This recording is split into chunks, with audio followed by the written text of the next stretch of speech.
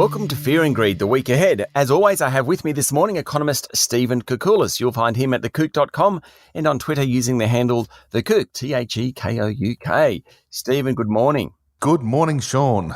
Now, I know there's not a huge amount coming on this week, but last week, what a cracker, those US inflation numbers. Yes, we had confirmation that the headline inflation rate in the US at 7.5% was at a 40-year high. So we've got to go back to the early 1980s, if you can believe it, for the last time we saw inflation in the US this high. But even the core measures, which strips out things like the oil price and petrol prices, was 6% in annual terms, which was the highest in 39 years, not surprisingly. So, look, there's a real inflation issue unfolding in the US and, in fact, around the world. It's linked to the supply chain issues and the fact that the central banks and governments have been pumping so much stimulus into the economy that, we consumers are spending, businesses are investing, wages growth's lifting, and with that, inflation's moving higher. So it means rate rises are on the agenda in the US, but we sort of knew that. Does it mean that the increments of rate rises might be higher than we thought? Yeah, there's a fair bit of chatter now, and the way the market pricing went late last week was to factor in the strong probability, we can call it that, of when the Fed meets next in March, that they're going to deliver a 50-point rate hike. So the first one in this tightening cycle will be sort of like a really big, hefty 50 basis point move.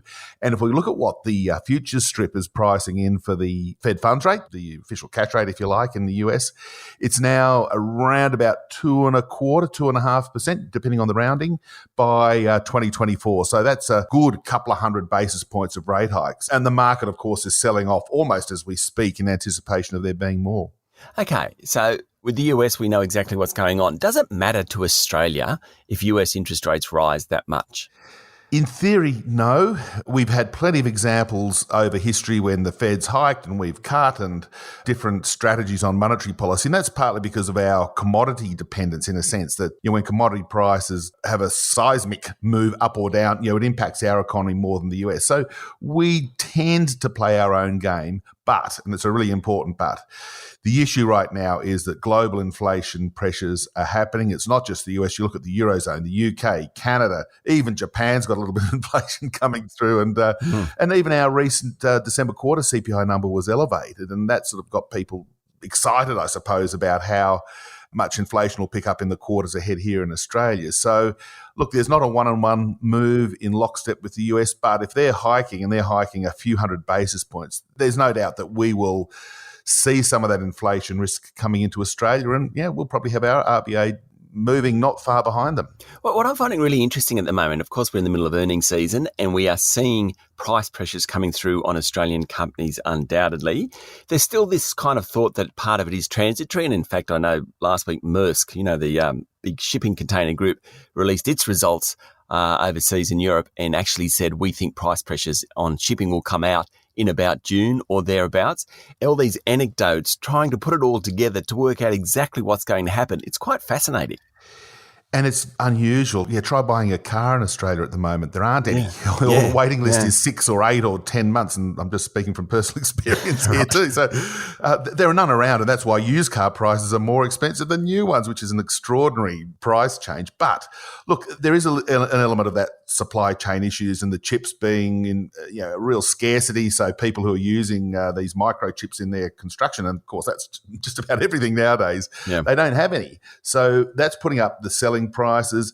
The thing to remember too is that it wouldn't be quite the problem if demand wasn't running strong. So if no one wanted to buy a car, the car producers wouldn't be worrying too much because they wouldn't be selling any. So while it is a supply chain issue, there's no doubt there's absolutely an important element in this inflation pressure from the supply side. We've got to remember that demand is still pretty strong. So when you look at, the forecasts for world GDP in 2022, they're pretty strong. So we consumers are spending, investments happening in the business sector, and the economy's looking pretty good.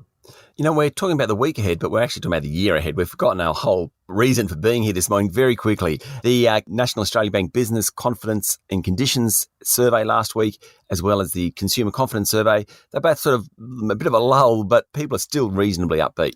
Yeah, a bit of a lull, and I guess that both surveys probably reflected the Omicron impact on businesses and people's health. People are staying at home in large numbers when the surveys were conducted. So It was not surprising to see a bit of a pullback in both of them, but they're not at bad levels. The fascinating thing, and again, getting back to that inflation story from the NAB survey, they ask businesses about their expected selling prices and their input costs, which by definition is inflation, and they were very elevated. The wages component of the NAB survey was also very elevated. So when we see the March quarter inflation and wage numbers in the months ahead, it would be no surprise at all to see us having some very, very big prints on inflation and wages. If those NAB numbers are correct, I suspect they will be. National Australia Bank itself, the bank itself actually said that it was feeling the pressure from higher wages with its own staff even.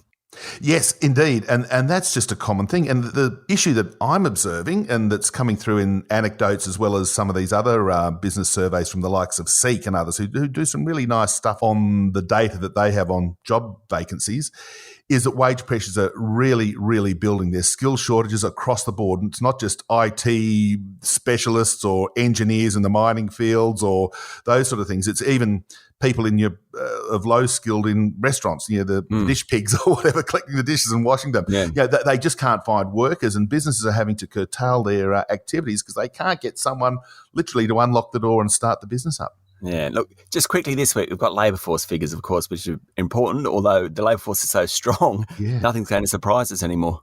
Well, the funny thing about these ones, and this is after a couple of months, recall that the November and December numbers, we had plus 330,000 employment, plus 65 the following month, unemployment at 4.2, as we keep hearing loudly and clearly. Now, these numbers are for the month of January, and again, the Omicron event could be having some impact on hours worked and exactly how the Bureau of Stats measures employment.